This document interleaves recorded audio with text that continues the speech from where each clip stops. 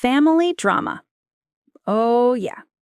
When you watch a TV series or read a book, you sit there on your couch, judging. You put yourself in the main character's shoes and think, I'd never let that happen. I'd say this. I'd do that. I'd fix it in 5 minutes. Then real life throws you into the middle of your own soap opera, and your brain just stalls. That's where I was when my daughter-in-law's hand flashed in front of my eyes. A sharp crack, then heat exploded across my cheek. My legs buckled. I grabbed at the air and missed, going backwards into something tall, white, and expensive. The wedding cake. Of course. So there I am, 60 years old, flat on my back in front of 120 people, covered in cherry cream and butter frosting while the DJ's still playing some slow Ed Sheeran song. For half a second, I just lay there and thought, well, at least the cake is good. But I'm not dead yet, and I'm sure as heck not done. I wipe cream out of my eyes, push myself up, and the guests fall into that weird hush people do when they're pretending they're not enjoying the show. My cheek is burning. My pride is worse. I grab the nearest thing with a handle, a crystal decanter of grape juice, stand up and calmly pour it over my new daughter-in-law's perfect, lace-covered head. Purple spreads down her white dress like a stain spreading across my son's common sense. She shrieks. People gasp. Somewhere, someone says, "Oh my God," like he's going to pop out of the flower wall and mediate. My son, Mark, charges across the dance floor, yanks the decanter out of my hand, and grabs me by the arm. "Mom, what is wrong with you?" he shouts, dragging me toward the doors. "What's wrong with me?" I shout back. "You're the one raising another man's child." The music stops. You could hear a fork drop. I'm yelling now, throat raw. "You're a complete fool, Mark! An idiot! She got pregnant by your pastor and you're too blind to see it!" His face twists. Not with doubt. Not even with anger at her. It's all turned on me. "I told you not to say that again," he snarls. "Pastor Dan is like family. You're ruining everything." "He's very much like family," I spit. "He's the father." Mark shoves open the banquet hall door with his shoulder and pushes me out into the hallway like I'm some drunk wedding crasher. Two security guys in suits look over, trying not to stare too hard at the 60-year-old woman streaked with frosting and grape juice like a crime scene. "Do not let her back in," he tells them, voice shaking. "If she tries, call the cops." I laugh, a short, ugly sound. "Go ahead," I tell them. "You're all going to see who's crazy when that baby shows up." Mark leans in, eyes bright with hurt and fury. "You're not my mother anymore," he says. "If you come near my wife again, I'll get a restraining order." Then he disappears back into the hall, door swinging shut behind him, leaving me standing there with cake in my hair and my heart cracking open like dropped glass. So yes, it was a lovely wedding. And this is what happened next. My name is Linda. I'm 60, live in a small suburb outside Tulsa, Oklahoma. Ranch-style house, paid off after 35 years of working as an office manager at a plumbing supply company. Nothing fancy, but the AC works, the roof doesn't leak, and the backyard has a swing I put up for my grandkids long before there were any grandkids to use it. I raised my son, Mark, mostly on my own.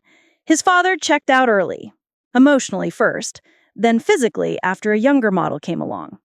I won't pretend I did everything perfectly, but Mark grew up decent, smart, kind. He used to call me every Sunday night through college just to tell me how his week went. He was never a wild kid. No drugs, no arrests, no constant drama. He got a business degree from Oklahoma State, came back home, and started working for a small insurance agency. Boring, safe, steady. Just how I liked it. Then he joined a church. It wasn't weird at first. We'd gone to church on and off when he was growing up, the usual Christmas and Easter thing plus occasional bouts of guilt. But Mark got invited by a coworker to this community-focused, non-denominational church. Lots of young families, coffee bar in the lobby, worship band instead of a choir. You know the type. I was happy he had a place to meet people. He'd always been a bit shy. "Mom, you should come one Sunday. Pastor Dan is amazing. Really down to earth. You'd like him." I smiled and said maybe. At 60, I've heard more sermons than I've had hot dinners. But I went once to be supportive. That's when I met Pastor Dan. Tall. Good-looking in that clean-cut TV pastor way. Early 40s. The kind of man who could make "Good morning, church family" sound like a personal invitation. He had that careful, casual look. Rolled up sleeves to show he was relatable. Expensive watch to show he wasn't too relatable. The bass thumped, rattling cheap glass. "Like a heartbeat for stupid," I muttered. Ruth smirked. "Got any more of those firecrackers?" "That was for New Year's. And for when he blasted country music till 3 in the morning, she reminded me. She wasn't wrong. We didn't have much, but we had noise ordinances, creativity, and a strong sense that if the world wasn't going to be kind, it at least had to be fair. I'd spent most of my life making sure people who thought rules were optional got politely, or not so politely, reminded otherwise. "You sure you want to do this tonight?" I asked. "It's almost midnight." "Can't sleep," she said. "Doctors doubled my diuretics. I'm up every hour anyway. Might as well make it count." That made me snort. "You're a menace. You love me." She was right. In her own pushy, nosy, loud way, Ruth was the closest thing I had to family. A widow like me. Kids scattered or mad or both. We'd bonded over loud neighbors, roof leaks, and the mutual understanding that complaining was a form of cardio. We didn't do anything illegal, nothing that would land us in real trouble. But the line between technically allowed and morally satisfying can get fuzzy. They wrote the rules, I'd like to say. I just read them. I went back inside, pulled one of the bins out from under the table and lifted the lid. No firecrackers this time, but I did have a stack of printed complaint forms, the park bylaws, and the non-emergency number written in thick black marker. I glanced at the mirror by the door. A tired 60-year-old woman stared back. Gray streaks and dark hair pulled into a ponytail, deep lines around my mouth, eyes that looked like they'd seen too much and still weren't impressed. "You're a piece of work," I told my reflection quietly. The woman in the glass didn't argue. By the time 2 in the morning rolled around, Kyle's party had been shut down by a very annoyed sheriff's deputy, and Ruth was back in her trailer humming to herself. I'd filled out a detailed complaint for the park management, quoting the specific noise restrictions and suggesting a formal warning. You give people power, and they abuse it. You give me bylaws, I weaponize them. But when the deputy's car pulled away and the night felt quiet for the first time in hours, the silence didn't feel peaceful. It felt empty. I turned off the TV, washed my mug, and went to bed, listening to the soft drip in the living room. For the first time in a long time, I didn't dream about my husband. I dreamt about my daughter. She was 7, standing in the kitchen of our old house with her backpack on and staring at me with big, serious eyes while I told her we didn't cry in this family, we fought. You cry later. You handle things now. In the dream, she opened her mouth to ask something. I woke up before I heard the question. Morning came, pale and humid. I hadn't meant to sleep that hard, but I did. And when I opened my eyes, sunlight was spilling around the edges of the cheap blinds. The rain had stopped. Ruth had mentioned wanting me to look at her wiring later. Her kitchen light kept flickering, and around here, bad wiring didn't just mean inconvenience. It meant fire. I agreed to check her breaker box, even though I had no business climbing on anything more complicated than a step stool anymore. But that could wait. There was something else I needed to do first. When the loneliness became too loud, I went to the cemetery. It wasn't dramatic. I wasn't performing grief for anybody.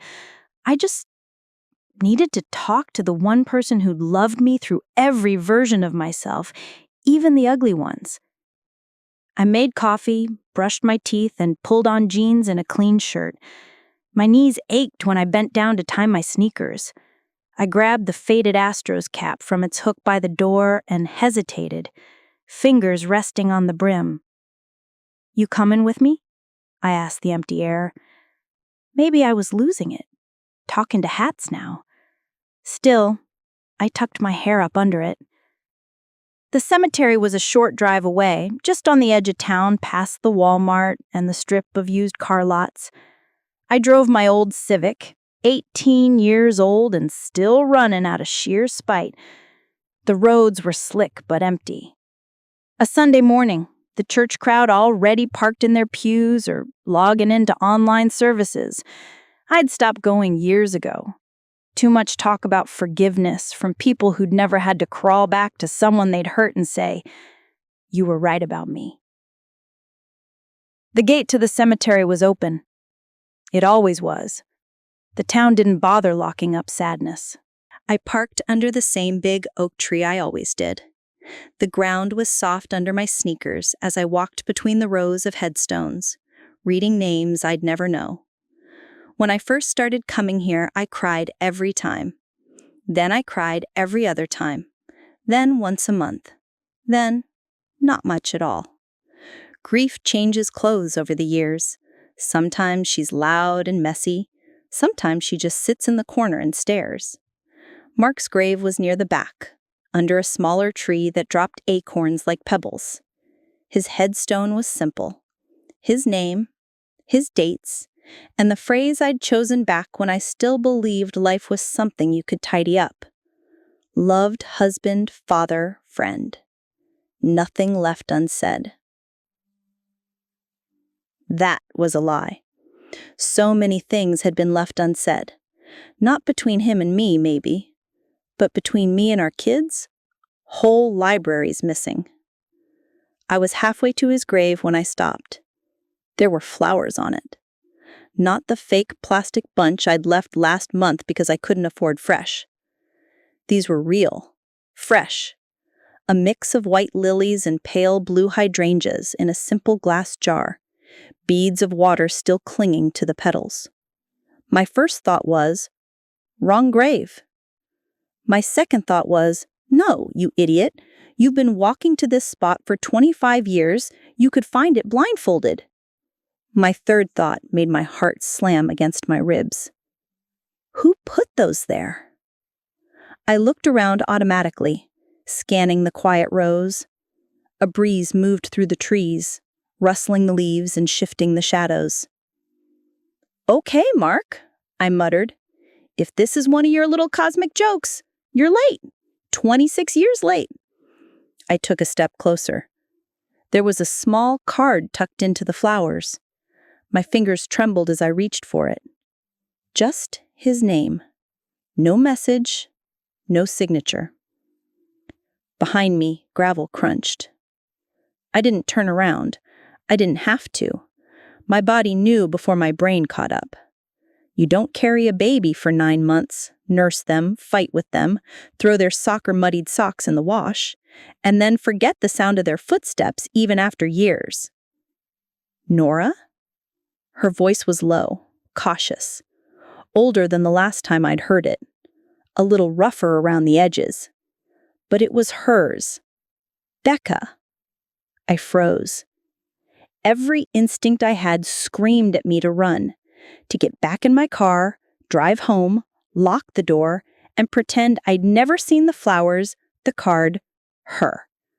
This is about to hurt, that deep old part of me said. Leave now, and you can keep your version of the story.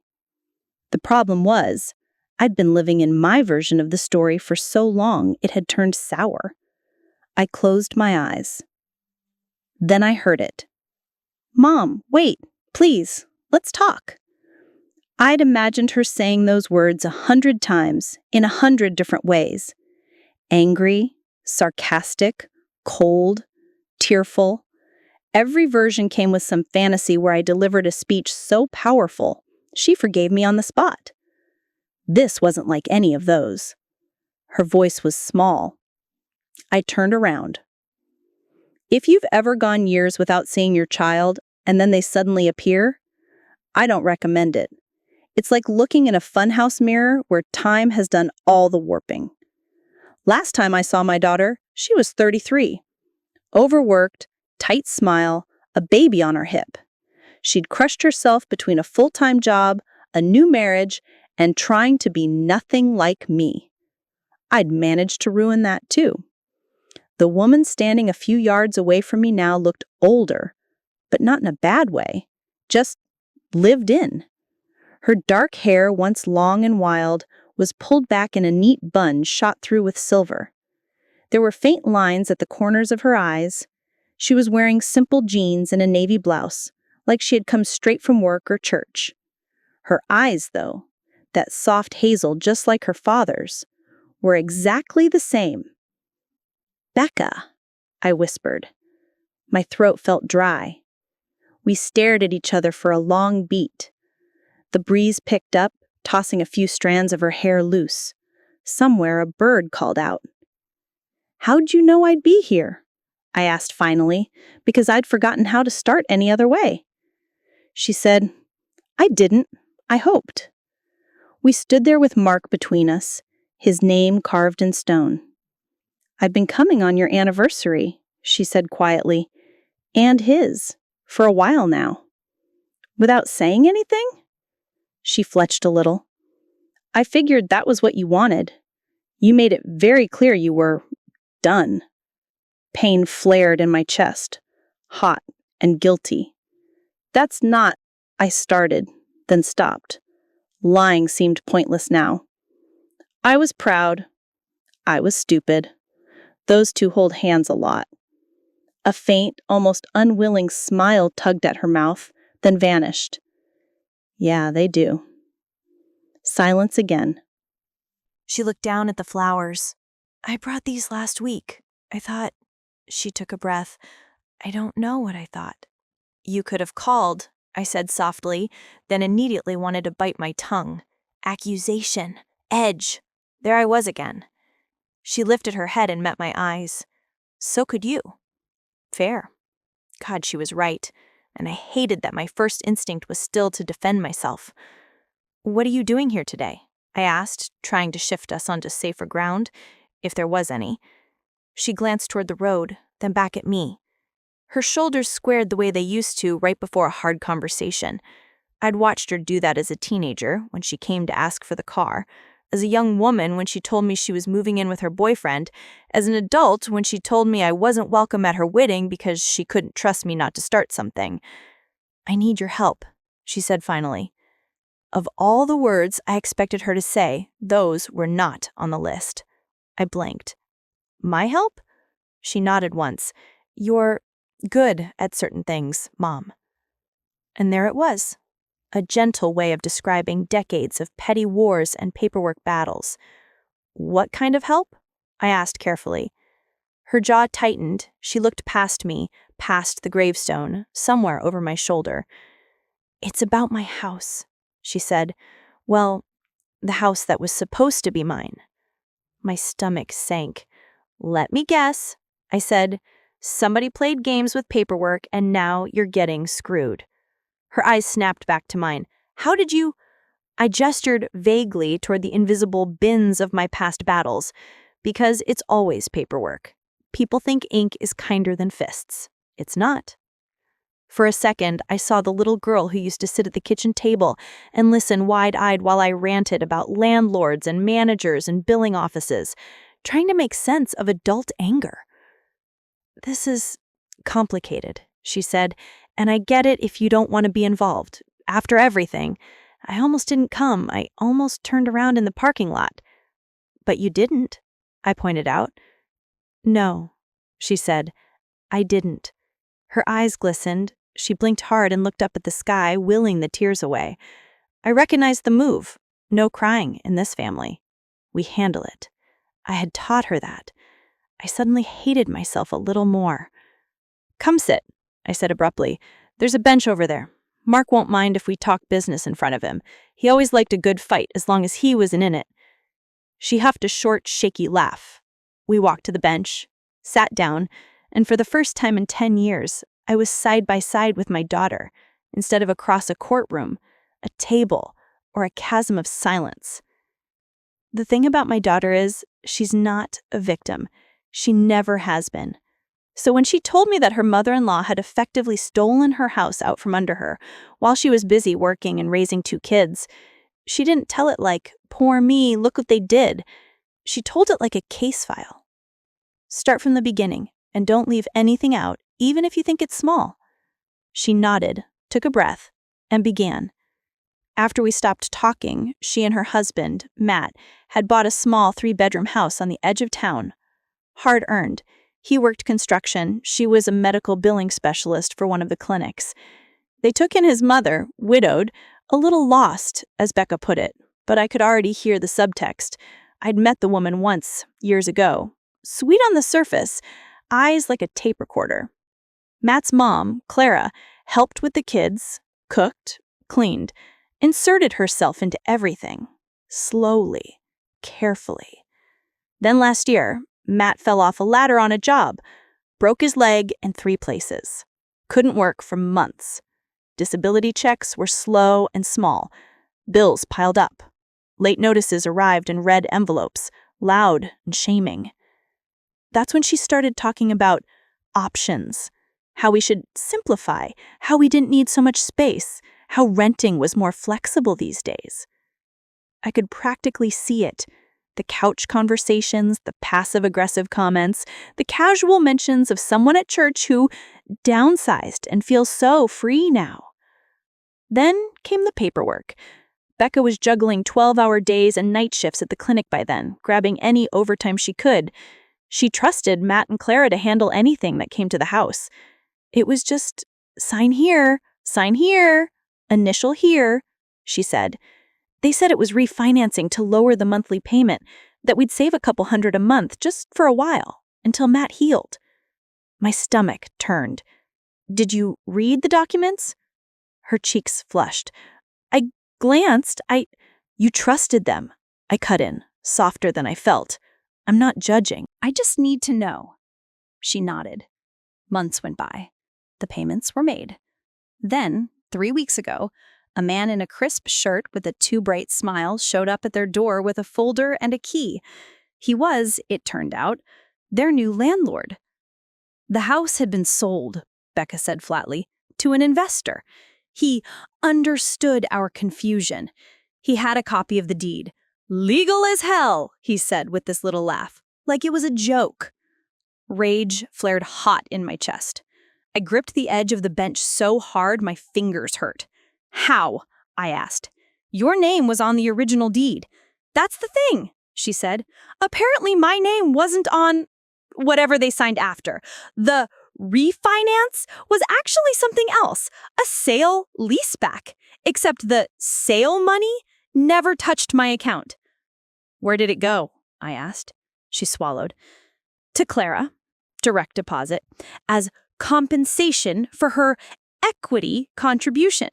She told Matt she'd been paying everything for months, that we'd be on the street without her, that she had to protect herself. She says the house was mostly hers because of that. Let me guess, I said tightly. She said all this after you found out, not before? Oh yeah, Becca said. Before, it was all about helping family.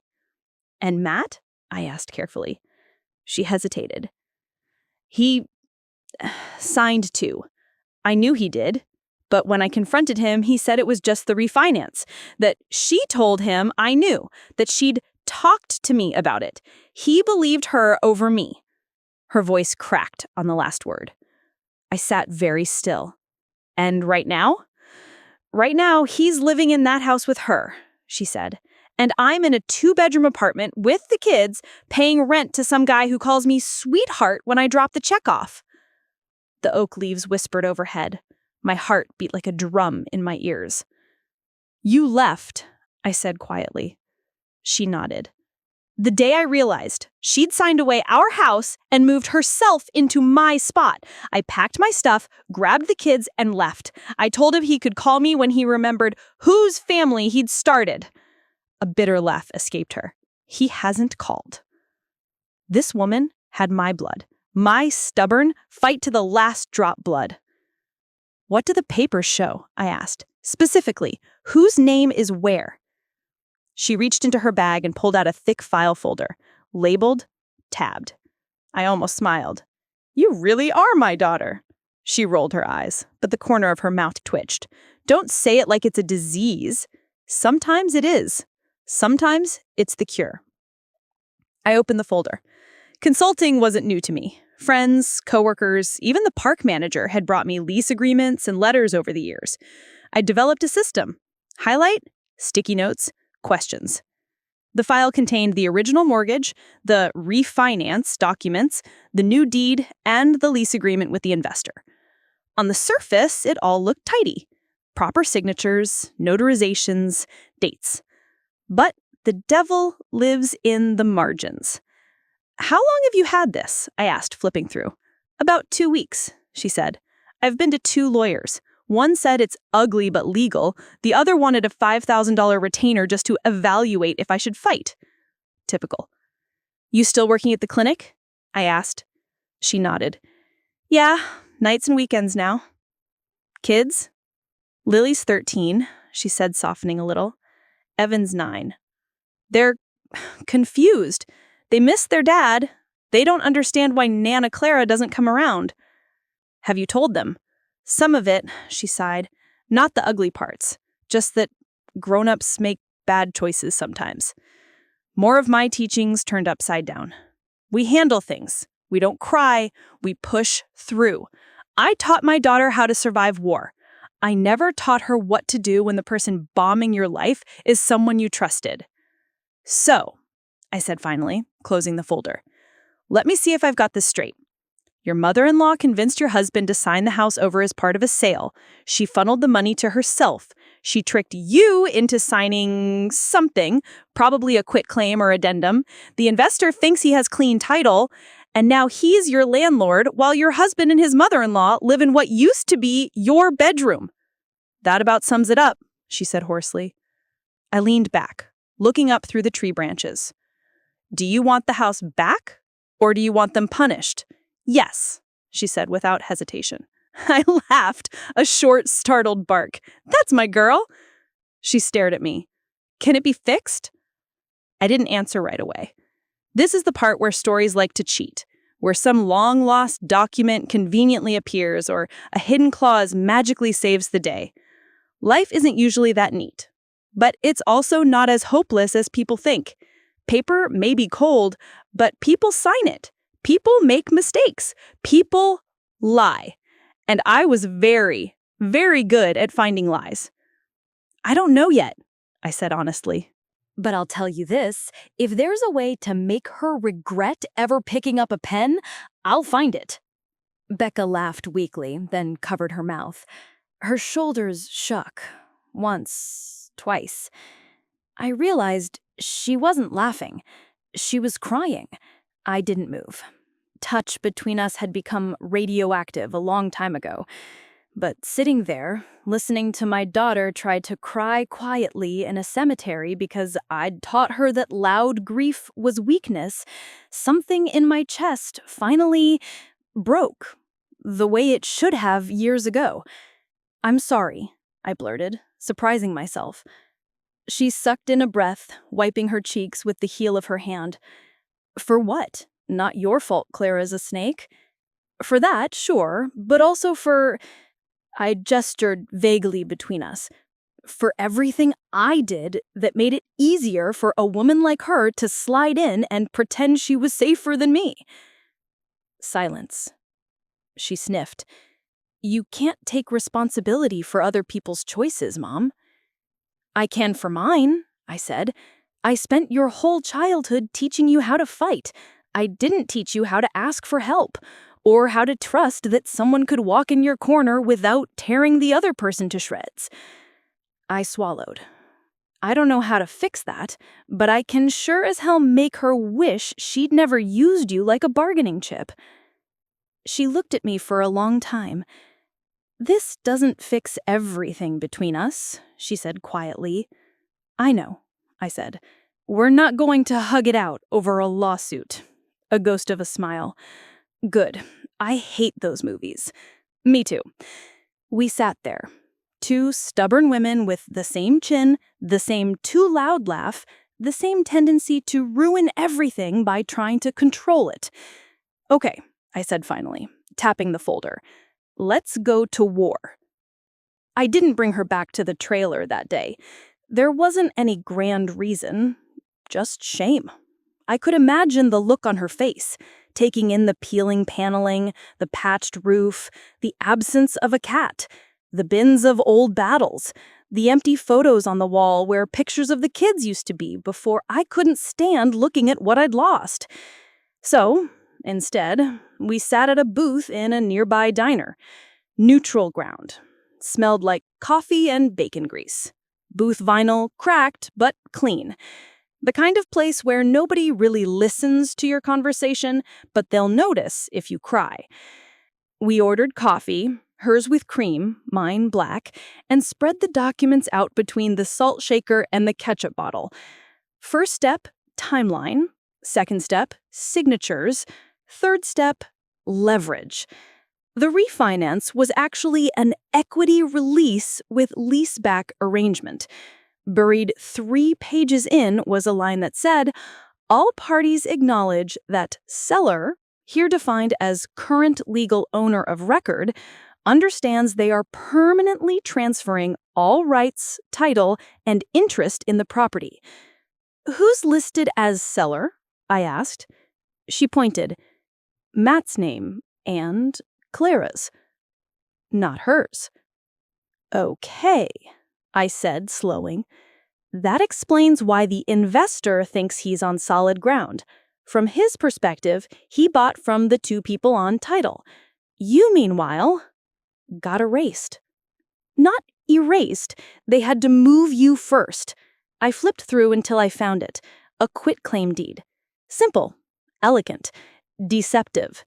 There was my daughter's signature on a document stating she released any interest she had in the property to ensure clarity of title.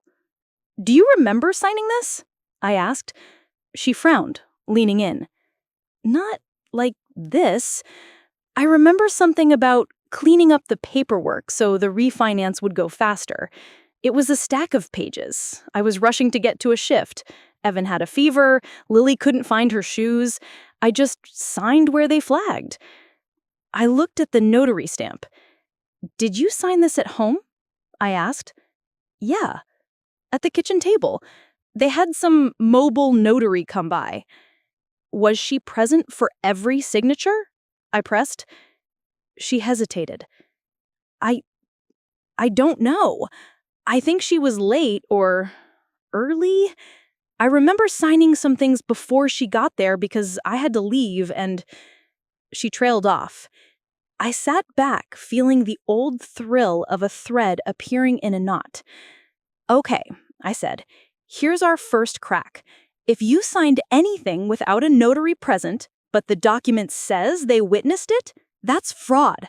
Not just sloppy paperwork, actual fraud." Her eyes widened.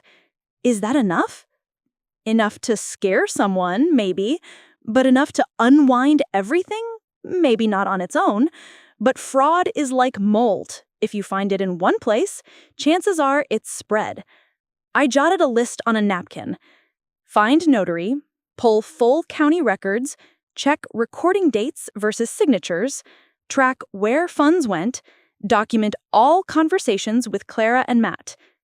"Can I ask you something?" Becca said suddenly. I glanced up. "Sure." "Why, do you still know how to do this?" she asked. "I mean, it's been years, and you're just snapping back into it." I stared at my handwriting. The neat, clipped letters, the aggressive bullet points. "What else have I had to do?" I said quietly. "You and your brothers stopped needing me. Your father died. Work is just work. This," I gestured to the papers, "this is how I kept from going crazy.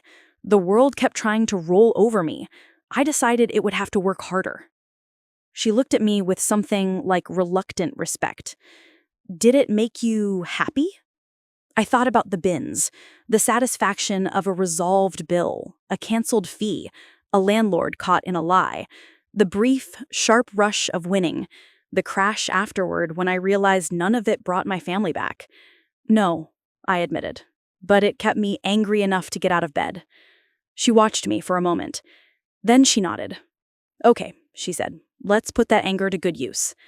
The next few weeks were a blur of paper, phone calls, and small, cautious conversations that kept skirting the edges of our shared history.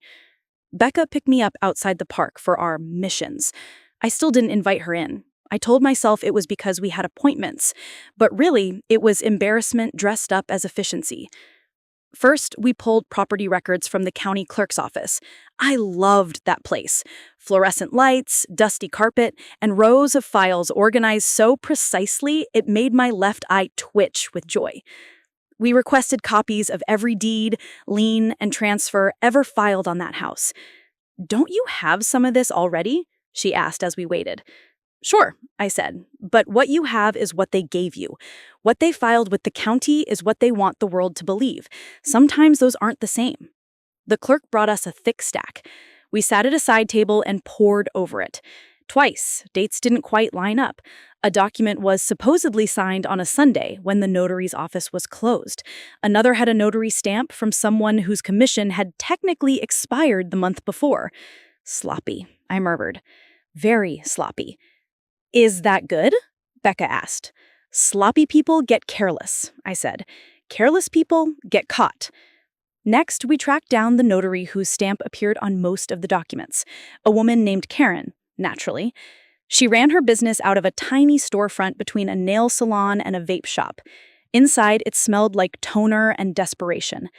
At first, she was defensive. She'd never notarize anything that wasn't legitimate. She was always present, and this was clearly some family misunderstanding. Then I slid a printed copy of the state notary handbook across her desk and pointed to the section outlining penalties for falsifying acknowledgments. "And the part," I said mildly, "where a notary found to be participating in fraud can be held liable for damages, financially, personally." She swallowed hard. Becca sat next to me, silent but radiating tension. Karen's eyes darted between us. "Look, I didn't know all the details," she said. "They said it was just, they were a family. I thought I was helping." "Did you witness my daughter sign this document?" I interrupted, tapping the quitclaim. Karen's gaze flicked to Becca, then away. "Not directly," she whispered. "They said she had to leave for work, that she'd signed everything. I stamped it after the fact because they were so upset about the timing." "So you falsified a notarization because you didn't want to inconvenience them," I said evenly. She winced. "When you say it like that, there is no other way to say it." I could feel Becca's anger vibrating beside me like an overtuned string. "Here's what's going to happen. You're going to write and sign a statement explaining exactly what occurred, dates, times, who was present. You're going to confirm in writing that you did not witness my daughter signing that document, and you will make yourself available if a court needs to hear from you. Otherwise, we file a complaint with the Secretary of State, and your commission becomes a memory." Karen stared at me, eyes wide. "You can't just—" "Yes," I said softly. "I can." Becca's hand slid under the table and squeezed my knee. It was the first time she'd touched me in years. Karen wrote the statement. At home that night, I sat at my folding table under the humming kitchen light and read it over and over. My trailer was quiet, except for the drip of the leaky roof, which had found a new weak spot, and the distant rumble of traffic from the highway.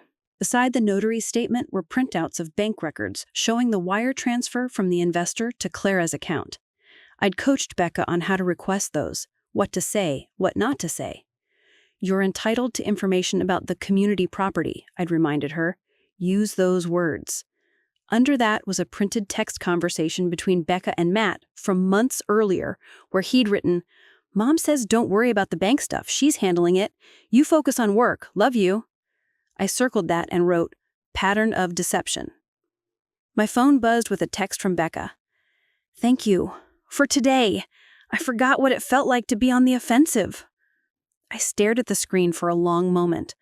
"Don't thank me yet," I replied. "We're still in the first inning." "Still, it's more than anyone else did." I set the phone down, heart heavier than I wanted to admit. More than anyone else did. Were we just talking about the house now, or about her whole life? In bed, staring at the water stain blooming on the ceiling, I whispered into the dark, "You seeing this, Mark? I'm trying. God knows I'm late, but I'm trying." No answer, of course. Just the soft tap of water in the bucket and the faint memory of my husband's hand on mine the night before he died, when he'd said, "Don't go to war with the kids, Nora. You'll win and lose everything." He'd been right. Again. I turned on my side and let myself cry. Quietly, where nobody could see. We hit our first wall when we tried to find a lawyer willing to take the case on something approaching a budget. Law isn't about justice. It's about math. Hours times rate times how much they think you're worth. Most of them saw a messy family squabble and a relatively cheap house. Why bother? But I wasn't new to this dance. I put on my least faded blouse, pulled my hair back tight, and walked into each office like I had every right to be there, and like I had no problem taking my story to the local news if I had to. "We have evidence of notary fraud," I'd say. A paper trail showing an elderly woman funneled equity away from the married couple who thought she was helping them. 2 minor children affected, a predatory investor who looked the other way. Do you want to be the lawyer who stops that? Or the one who tells me it's not worth it because the numbers are small? Eventually, we found one. Her name was Elena. Mid-40s, sharp suit, sharper eyes. She'd grown up in a trailer park herself and paid off her law school loans working for legal aid before going private. She listened, she read, she asked pointed questions. At the end of our second meeting, she leaned back and steepled her fingers. "Here's my honest take," she said. "Unwinding the sale completely will be hard. The investor is, annoyingly, somewhat insulated. But Clara and your husband?" She shook her head. "There's exposure, a lot of it. Fraud, breach of fiduciary duty, depending on how we frame it, possibly elder abuse in reverse, using age as a shield while taking advantage of a younger working mother." Becca's mouth fell open. "But she's the older one." "Elena means using her own frail widow act to manipulate," I said. "Judges hate that." Elena nodded. "Juries too, if we go that route." "We'd likely argue that your consent, Nora's daughter, was obtained through misrepresentation. The quitclaim is invalid. The notary statement helps. That alone might not get the house back, but it gives us leverage." "Leverage for what?" Becca asked, voice tight. "A settlement," Elena said. "One that either buys you peace or puts you back in that house. Maybe both, if we get creative." "Can we afford that?" Becca asked, voice tight. Elena looked at me. I met her gaze evenly. "You said you take some cases on contingency," I reminded her. "You want to poster family for paper fraud? Here we are." She smiled slightly. "I did, didn't I?" She turned to Becca. "Here's my proposal. Reduced retainer up front, enough to cover filings and some hours. Percentage of any financial recovery. If we get the house back instead of money, we'll talk about a flat fee. I'm not in this to bleed you dry." Becca looked at me, eyes wide, overwhelmed. I put my hand over hers. It felt stiff, unnatural, like negotiating a handshake with a stranger. "You don't have to decide today," I said gently. "Yes," she said immediately. "I do. I want to do this." Her voice shook, but her eyes were steady. I'd seen that look before, on a too thin 16-year-old girl standing in our kitchen, demanding I sign her permission slip to go on a school trip I didn't think we could afford. She'd gotten her way then, too. "Okay," Elena said. Buckle up. This won't be quick. I walked out of that office with a copy of a draft complaint in my bag and a familiar buzz under my skin. The same buzz I used to get when I knew some smug landlord was about to get blindsided by the fact that I'd actually read the city code. Only this time, it wasn't about a security deposit or a faulty water heater. It was about my daughter's life. And mine. If this were one of those neat little stories, everything would move in a straight line from that point on. But life zigzags. The first big zag came from Matt. We served him and Clara at the same time. Alina arranged for the process server. I made sure the timing was such that they'd both be home. Petty? Sure. Satisfying? Immensely. 2 days later, my phone rang. I stared at the screen. Danny. My son. The one who told me I wasn't his mother anymore. Name lit up like a punch. My hand shook as I answered. Hello? Silence for a beat, a faint breath. Mom?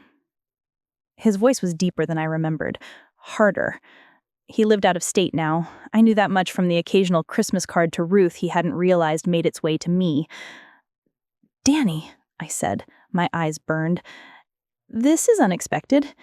Yeah, he said. I could hear traffic in the background. I heard you're stirring things up again. I almost laughed. Well, it's nice to know my reputation crosses state lines. He sighed. Becca called.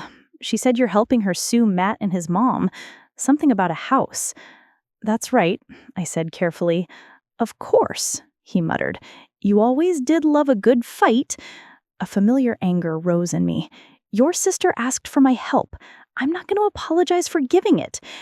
You could have just stayed out of it, he snapped. Let them work it out themselves instead of dragging it into court. Like I let you and me work it out by not talking for 10 years? I shot back before I could stop myself. How's that been working for us? Silence. I called, he said finally, because she's scared. The words landed like a weight. She should be. This is scary, but doing nothing is scarier.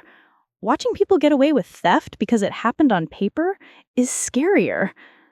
You ever think, he said slowly, that not every battle needs to be nuclear? That sometimes you walk away? That's exactly what I did with you, I said, quietly. Look how that turned out. Another pause. I could hear him breathing. I told you, he said softly, you weren't my mother anymore. And you just accepted it. You'd made up your mind. I thought giving you space was better than fighting you like I fought everyone else. Yeah, well, his laugh was humorless. Congratulations, you won that one. You gave me all the space in the world. He wasn't wrong. I closed my eyes. Why are you really calling, Danny? Long silence. Because if this blows up, she'll need more than legal advice. She'll need a mother. And I don't know if you remember how to be one without a courtroom involved. The words hit like a slap. I deserved it. Maybe I don't, but I'm trying to learn. You could help. Or you can stand at a distance and wait for it to fail and say, see, I told you. Your call. Still dramatic. Still my son. He didn't answer that. He just... I don't want her getting hurt worse, he said. Neither do I replied, my voice firm. Which is why I'm going after the people who already hurt her. He exhaled, a long, weary sound. You're going to burn every bridge. Most of them are ash already, I said. Maybe it's time to build some new ones. He made a noise I couldn't decode. Watch yourself, Mom, he said at last.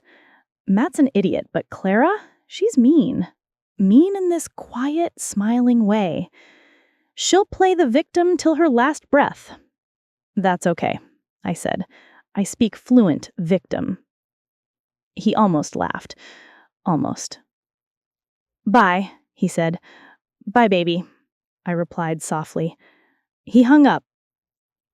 I sat there in my kitchen, staring at my phone, feeling like someone had just reached into my chest and rearranged all the furniture. For years, I'd told myself I didn't need my kids, that I'd done my job, and if they didn't appreciate it, that was their problem. It was a lie. I needed them like I needed air.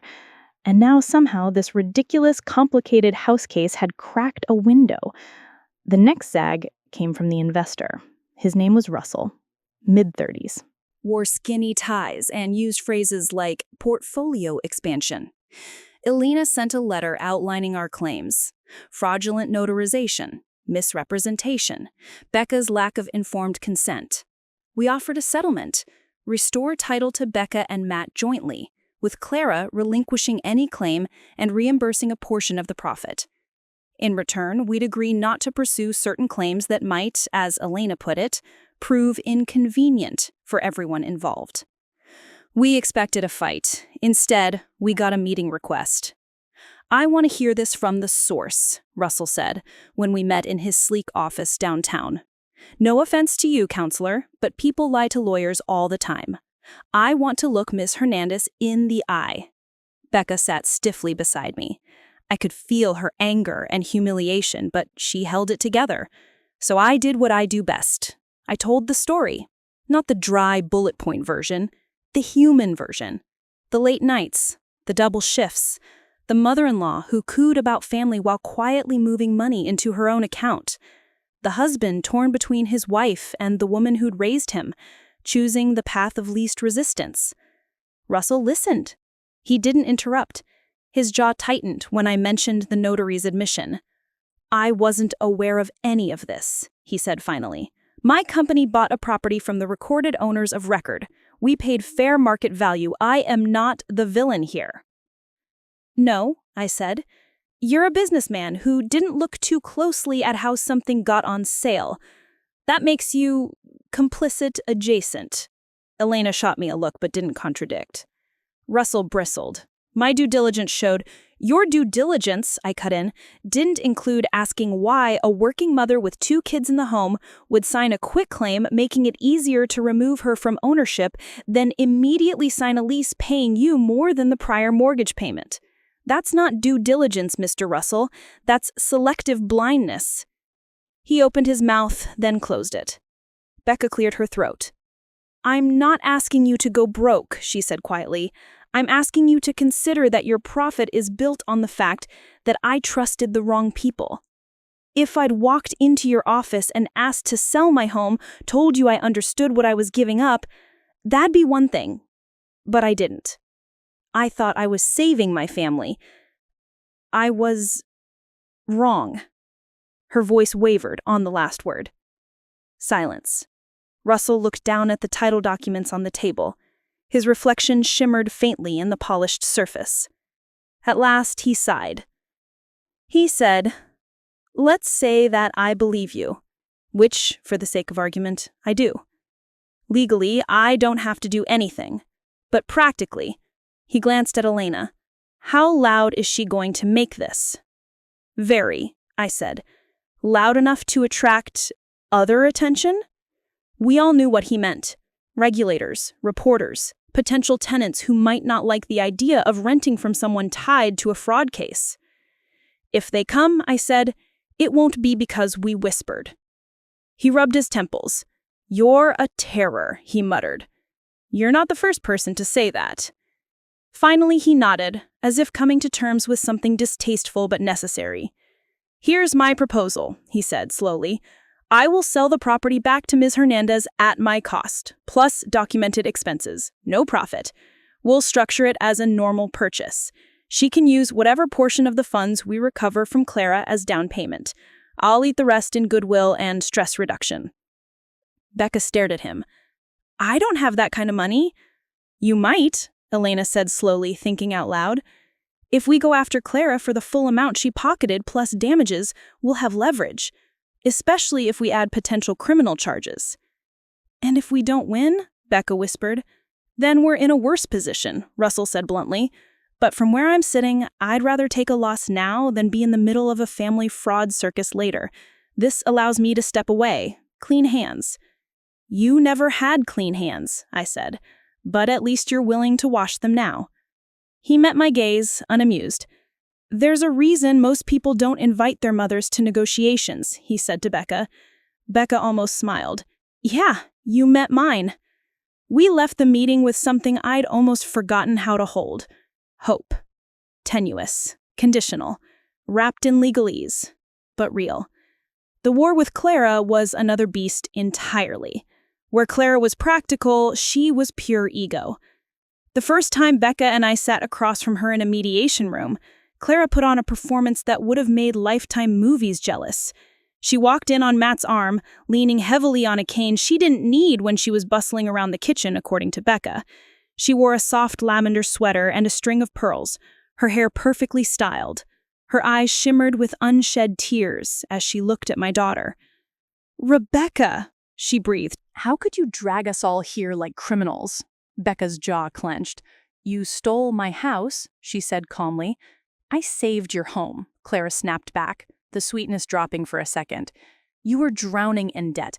I took on the responsibility, me, on my fixed income, and this is how you thank me? I watched her carefully, the way she dabbed at her eyes, the way she glanced at the mediator as if checking to see if her performance was landing. You didn't save her, I said evenly. You cashed her out. Big difference. Clara glared at me. I knew you were behind this, she hissed, poisoning her mind against her own family again. That's rich, coming from someone who convinced her son his wife was dead weight, I shot back. Elena cleared her throat. Let's focus, she said smoothly. Ms. Hernandez has made her position clear. She believes she was misled, that the equity was misappropriated, and that the transfer was obtained through fraud. We're here to see if we can resolve this without protracted litigation. There was no fraud, Clara said sharply, just ungrateful children. Elena slid a paper across the table. This is the notary's sworn statement, she said, confirming she did not witness Becca's signature on the quitclaim deed. That alone is grounds to invalidate it. That's before we get into your text messages to Matt, advising him not to tell Becca everything. Clara's face drained of color. Matt shifted uncomfortably. Mom, you told me. I told you what was best, she snapped. I always have. Best for who? Becca asked quietly. Clara rounded on her. For you, for those children. You think a woman working nights, barely sleeping, can manage a mortgage? I took that burden off your shoulders. And put the money in your account, I pointed out. I was keeping it safe, Clara said desperately. In case things got worse, I was going to help when what? Becca interrupted. When I came crawling to you, begging for grocery money, while you sat in my living room and told my children I was irresponsible? Clara's mouth shut up. There it was, truth, messy and sharp. I'd spent years thinking I had a monopoly on emotional damage in this family. Turns out Clara had been running her own side business. We can argue intentions all day, Elena said calmly. Courts care about actions.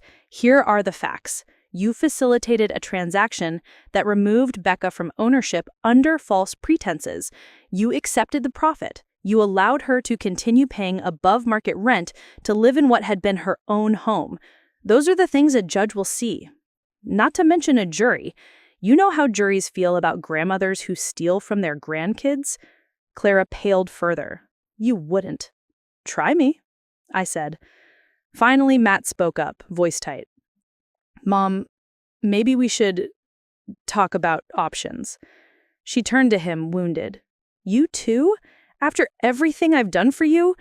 I gave up my home to move in with you, Matthew. I did without so you could... You sold our home, he interrupted, a new steel in his tone. And you didn't tell me you were taking all the money. You said it was going to the bank to pay off debts. It was the first I'd heard of that particular lie. I exchanged a look with Becca. Her eyes were wide. Clara sagged back in her chair, looking suddenly smaller without the righteous fury. Fine, she said at last. What do you want? I glanced at Becca.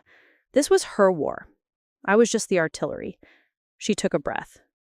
I want my name back on that house. I want my share of the equity. I want acknowledgement, in writing, that I was misled. And I want you out of my home and my finances. Claire's eyes flashed. You can't do that, she whispered. I'm your mother-in-law. You were, Becca said quietly. Now you're just a cautionary tale. The mediator cleared his throat.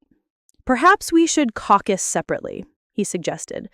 Several hours, many raised voices, and one slammed door later, we had the bones of a settlement. Clara would return a large portion of the funds she'd received, structured in a way that minimized tax impact but maximized humiliation. She'd sign an affidavit acknowledging miscommunications and misunderstandings that amounted to misrepresentation. She'd agree to move out of the house within 60 days. In exchange, we'd soften our language about fraud in any public filings. I wasn't thrilled about that last part. I want her name in a headline, I grumbled to Elena in the hallway. Elena shrugged. Sometimes winning quietly is better. She's losing money, home, and moral high ground. That's a lot. It's not enough, I muttered. Not for you, Elena said, but this isn't your case. It's your daughter's. What does she want? Fair point. I found Becca in the ladies' room, leaning over the sink, splashing water on her face. You okay? I asked. She looked at me in the mirror. Define okay. Not actively on fire? She huffed a laugh. Then sure, I'm fine. We stood there, side by side, reflected in harsh fluorescent light. A 60-year-old woman and her almost 40-year-old daughter, both looking like they'd just gone 12 rounds. Elena thinks this is a good deal, I said quietly. Less drama, more certainty. Becca dried her face with a paper towel. Do you? I hesitated. I think, I said slowly, that watching her dragged across a courtroom would be satisfying in a way I probably shouldn't admit out loud, but I also think it would hurt you more. More time, more money, more stress. You've had enough of that. She stared at the paper towel in her hands. You really hate her, she said. Yes, I said simply, but this isn't about me. This is about you getting your life back. She looked up. If we take the deal, I get the house back? Between that and Russell's agreement, yes, with a mortgage that doesn't feel like a death sentence, you and the kids could move back in. On your terms. No Nana in the spare room making passive-aggressive comments about your groceries. A faint, wistful smile crossed her face. Lily would get her purple room back. She's still into purple? I asked. She's into everything, Becca said. But yeah, still purple. We stood there a while longer. I spent so long, she said finally, thinking revenge would feel bigger, like fireworks. Instead, it just feels like taking out the trash. That's the real kind. The fake kind is dramatic. The real kind just takes something rotten out of your house so you can breathe. Did you ever... She started, then stopped. Ever what? I prompted. Ever regret picking fights? Over everything. Every bill, every slight, every neighbor, everything. All the time, I said. But I didn't know how to be any other way. Fighting made me feel safe. Like if I was angry first, nobody could hurt me. Did it work? She asked. I thought of Mark's grave, of my son's voice on the phone, of the empty chair at Thanksgivings that never happened. No, not where it mattered. She nodded slowly. Okay, she said. Then let's not drag this out. Let's take the deal, get my house back, and move on. Are you sure? I asked. You won't get an encore performance. This is our punch. She smiled grimly.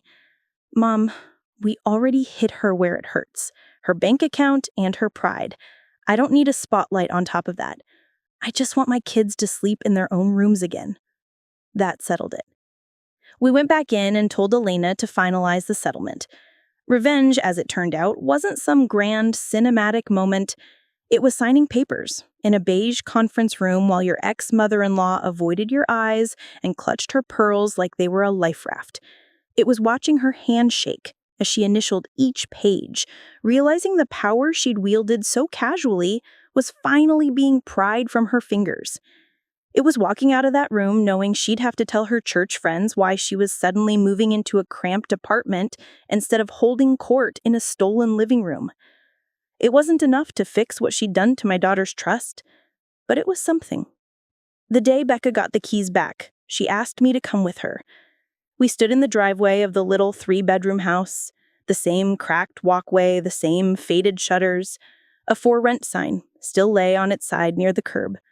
She held the keys in her palm, metal glinting in the sun. "I should be happier," she said softly. "You're exhausted.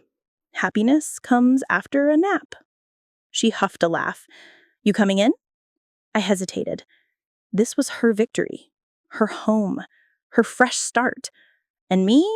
I was a woman with a leaky roof and a history of turning victories into new battlegrounds.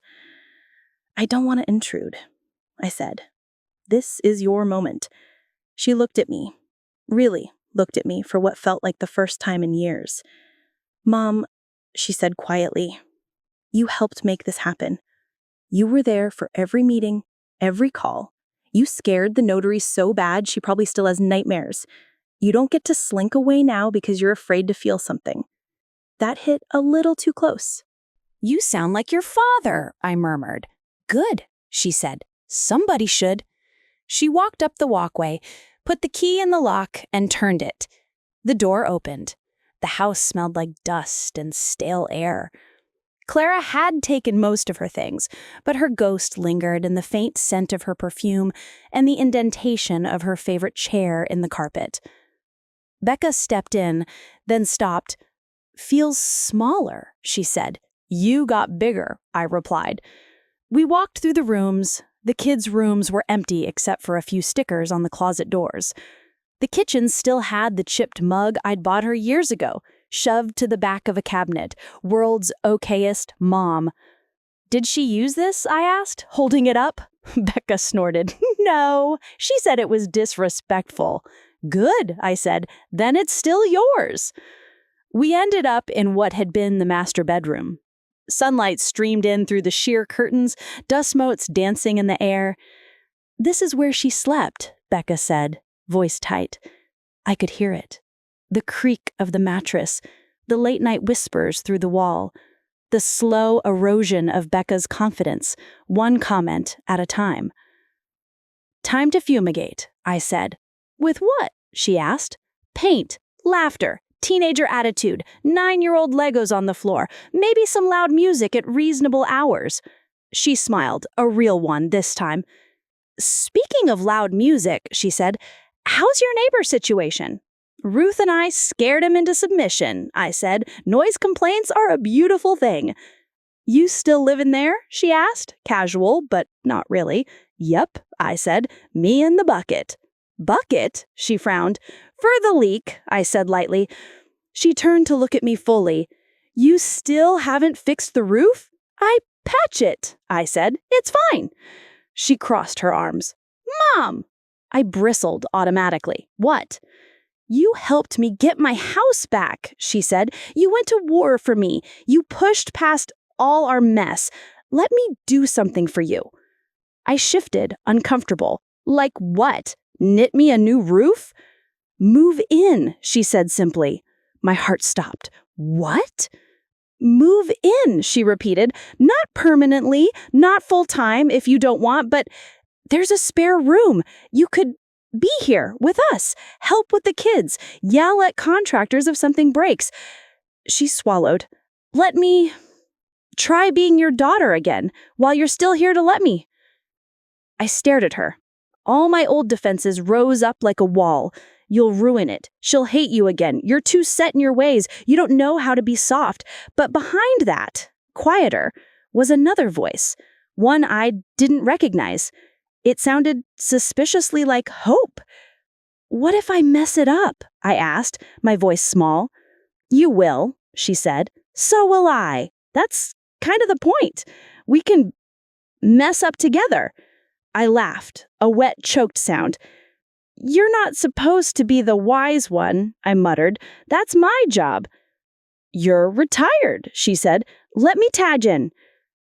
I looked around the room, at the blank walls that could hold new photos, at the quiet that could soon be filled with teenage sighs, video game noises, arguments over chores. "Okay," I said. Her eyes widened. "Okay?" "Okay," I repeated. under one condition. She smiled cautiously. What? I help you fix my roof anyway. I want the trailer to be mine, not just a place I ran away from. Maybe I keep it, maybe I sell it, but I don't want to leave it broken. She nodded slowly. Deal. We shook on it. Silly, formal, perfect. Moving in wasn't a single dramatic montage with happy music. It was gradual. A box of clothes here, my favorite mug there, the Astros cap hanging on a hook by Becca's front door instead of my trailer's. The kids were wary at first. Lily, 13 and sharp-eyed, watched me like I was a substitute teacher who might give extra homework. Evan, 9, oscillated between shyness and sudden, intense questions. Why don't you live with Grandpa Mark if he's in heaven? I choked on my green beans. Becca shot me a sympathetic look.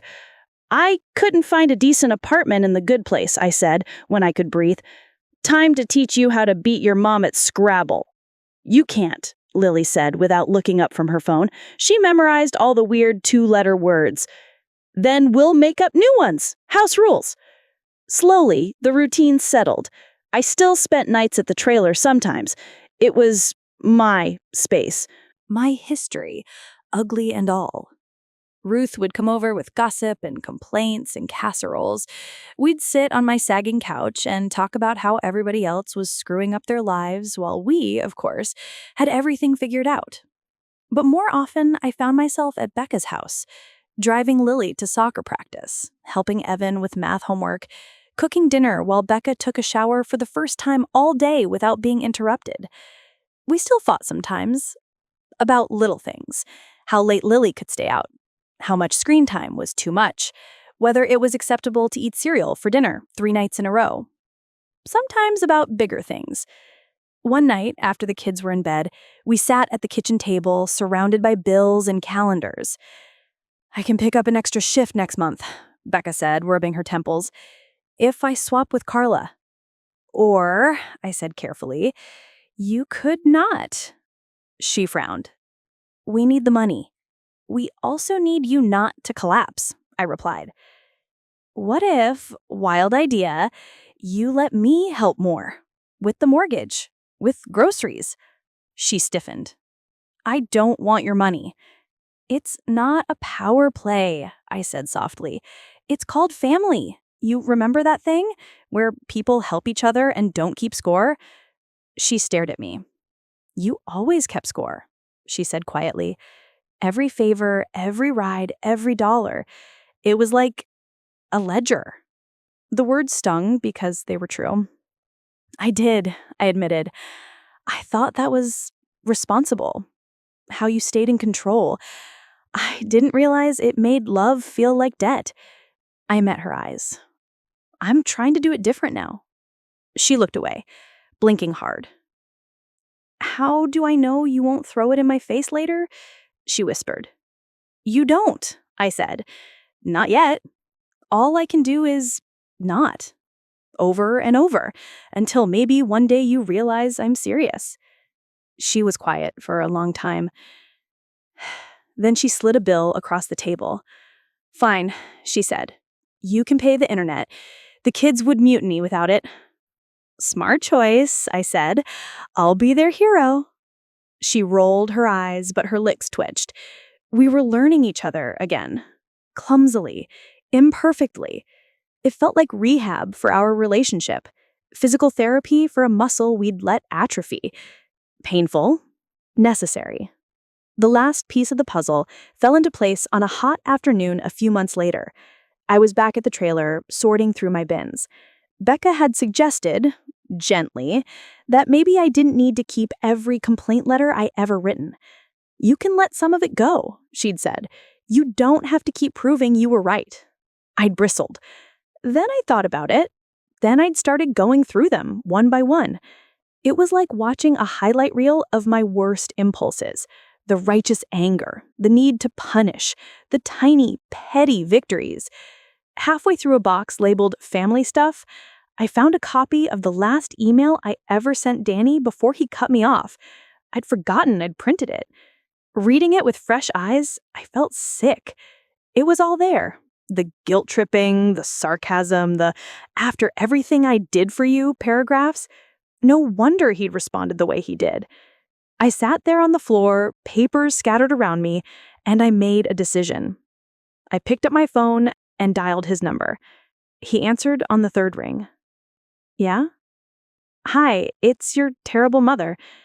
Silence. Then a startled laugh. "You said it, not me. I've been going through old stuff, including that awful email I sent you before you told me to take a long walk off a short pier. I don't remember saying it exactly like that." "Poetic license," I replied. "Point is, I read it, and I wanted to say, I'm sorry." He was quiet. "For what, specifically?" he asked cautiously. "Specifically?" I repeated. "For using every emotional manipulation trick in the book to try to drag you back when you needed space? For making your choices about me? For acting like disagreeing with me was betrayal?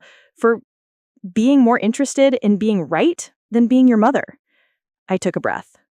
"And for not fighting for you the right way. I fought at you, not for you. There's a difference." The silence on the line was different this time. Less defensive. More raw. "Did Becca put you up to this?" "No," I said. "She doesn't even know I'm calling. This is between you and me. And your therapist, if you want to forward it." He snorted. "How do you know I had a therapist?"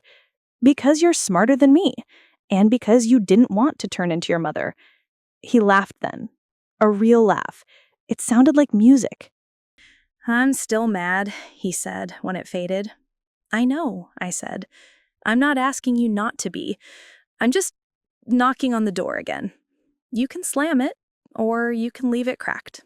Up to you." He was quiet for a long time. "I heard about the house," he said. "Becca told me what you did." "I just did what I'm good at," I said. "This time for the right reasons." "I always knew you were good at that," he said. "I just hated being on the receiving end." "Fair," I said.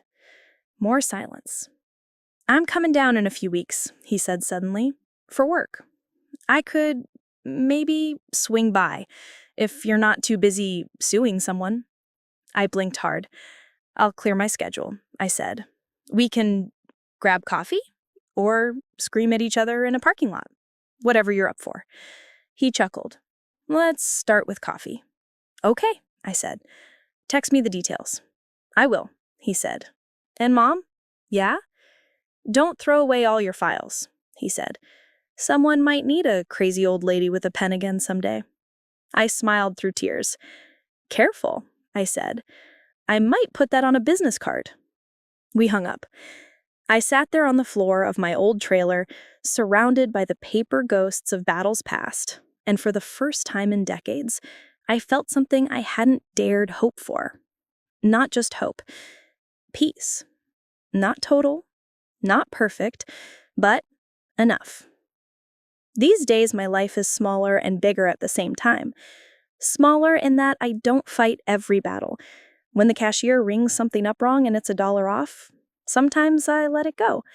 When the neighbor leaves their trash can slightly over the line, I don't write a strongly worded note. I just move mine. Bigger in that I have people again. I have Sunday dinners at Becca's table, teenage eye rolls, and Lego landmines underfoot. I have texts from Danny that say things like, "Saw a lady yelling at the cable company and thought of you. Love you." I still have my trailer, roof fixed properly this time. Ruth and I sit on the little stoop in the evenings, watching the sun go down over the patchy grass. "You got soft," she tells me sometimes. "No," I say. "I got selective. There's a difference." "Think you'll sue anybody else?" she asks. "Only if they mess with my grandkids," I reply. "Then it's scorched earth." She laughs and pats my shoulder. There she is. Sometimes, on Mark's birthday, we go to the cemetery. Me, Becca, and the kids. We bring real flowers now. Not because I can suddenly afford it, but because we want to. We stand around his grave and tell stories. "Grandpa once snuck a puppy into the house in his jacket," I tell them. Your mom was 6. She screamed so loud the neighbors thought we were being murdered. Did you keep it? Evan asks. Of course, I say. We named him Trouble. Fitting. After, when the kids run ahead to look at the angel statues, Becca and I stand a little apart. Do you ever think, she asks quietly, about how close we came to never talking again? Like, if I hadn't gone that day, if you'd left before I got there? All the time, I say. What changed your mind? About leaving? I look at her, at the woman who was my greatest failure and my greatest redemption, all at once. You said, Mom, wait. And for once in my life, I listened to something besides my pride. She bumps her shoulder against mine. Took you long enough. I'm a slow learner, I say, but I get there eventually. We stand there a while longer, the Texas sun warm on our faces. I still have regrets, mountains of them. I still wake up some nights and think about the years I wasted being right instead of being kind. But here's what I know now. Revenge won't save you. It won't hold your hand in a hospital or show up at your door when your roof is leaking or listen to you rant about your boss. Revenge is a tool, useful sometimes, satisfying briefly, but it's not a home. A home is a daughter who, after everything, still brings flowers to her father's grave and says, Mom, wait.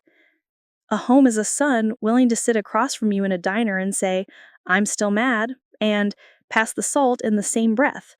A home is a purple bedroom and a 9-year-old asking you to read one more chapter, and a neighbor who knocks when the music gets too loud. For years, I thought my life was over because my house was small, my roof leaked, and my pride was the only thing I had left. Turns out the end wasn't the end. It was just the part where I finally put down my sword long enough to open the door. And wouldn't you know it, my family was still standing there, waiting. So, another story of my grandmother has end. And be clicking here, you will have when more such stories.